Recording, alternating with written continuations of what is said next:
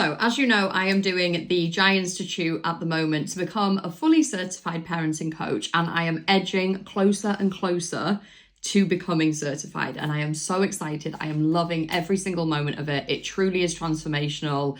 It has changed my parenting for the better. I absolutely love every moment.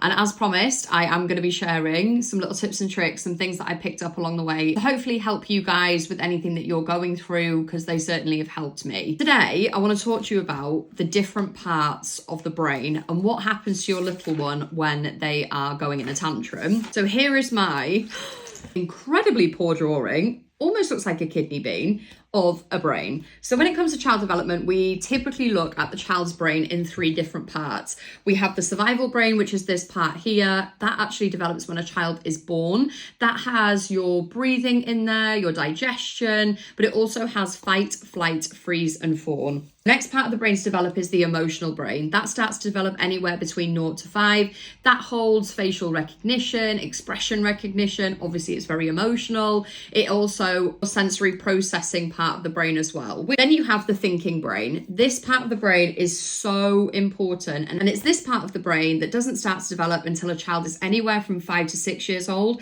and this doesn't fully develop until they're 25 to 28 years old. So there's a strong chance that your child may never have a fully developed brain while they're living under your roof.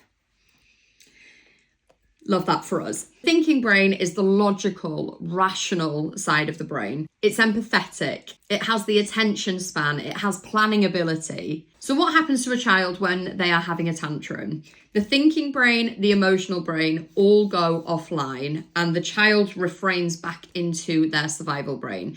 In their survival brain, as I mentioned earlier, has their fight, flight, freeze, and fawn. So this is where the child is when they are having a full-blown tantrum. They are kicking, they are screaming, they maybe say things that they don't mean, they may be hitting, they may be biting, whatever it is that your child's doing. Just know that these two parts of the brain, the logical, rational side of it and the emotional side, have come offline, and your child is sat in the survival brain.